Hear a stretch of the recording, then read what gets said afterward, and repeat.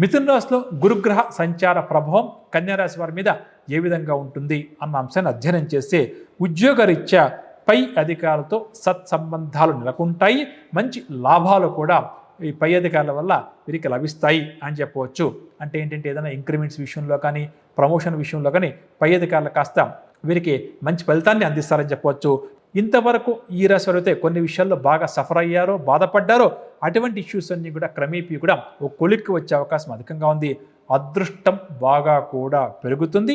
దీనివల్ల చాలా వరకు సమస్యలు వీరికి అనుకూలంగానే మారుతాయి అని చెప్పవచ్చు. తరచూ ప్రయాణాలు ఎక్కువగా చేయాల్సి వస్తుంది. కానీ ఈ ప్రయాణాలు కూడా బాగా కలిసి వస్తాయని చెప్పక తప్పదు. ప్రధానంగా వీరి యొక్క ఆలోచన విధానము, వీరు తీసుకునే నిర్ణయాలు, వీరి యొక్క క్రియేటివిటీ వీరికి చక్కటి గుర్తింపును ఇంట బయట కూడా తీసుకుని వస్తుంది అని చెప్పవచ్చు.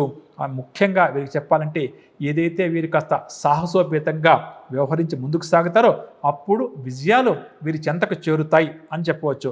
కాబట్టి డైనమిక్గా ముందుకు వెళ్ళడం చాలా మంచిది. ఎలాంటి పరిస్థితులైనా సరే చాకచక్యంగా పరిష్కరించుకునే నైపుణ్యము పట్టు వీరికి ఈ సంవత్సరం ప్రాప్తిస్తుంది. దీనివల్ల సమస్యలు ఎదురు కాదు అని నేను చెప్పడం లేదు, కానీ తప్పకుండా కూడా సమస్యలు అధిగమించగలరు అని మాత్రం చెప్పవచ్చు. అదేవిధంగా ఒక మంచి నాయకుడిగా ఉంటూ 10 మందిని కూడా వీరి యొక్క మాట తీరుతో నిర్ణయాల వల్ల ఒక మంచి నాయకుడిగా ఎదగాలి అని చేసే ప్రయత్నాలు కూడా వీరికి అనుకూలిస్తాయి. ఒక మంచి లీడర్గా ఉంటూ వీరు ముందుకు వెళ్ళడమే కాకుండా 10 మందిని కూడా ముందుకు నడిపించగలిగే శక్తి వీరికి ప్రాప్తిస్తుంది. ఆర్థికంగా గత కొంతకాలంగా ఎదుర్కొంటున్న ఒడిదుడుకులన్నీ కూడా తొలగిపోతాయని చెప్పొచ్చు.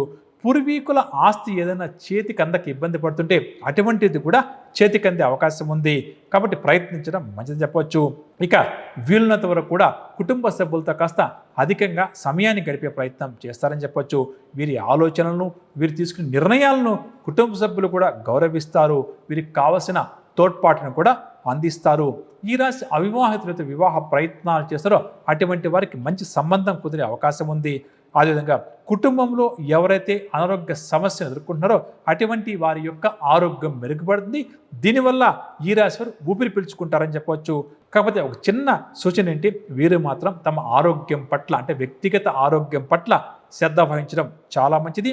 చిన్న అనారోగ్య సమస్య ఎదురైనా అశ్రద్ధ చేయకుండా వైద్యుని కలవడం చాలా మంచిదని చెప్పవచ్చు.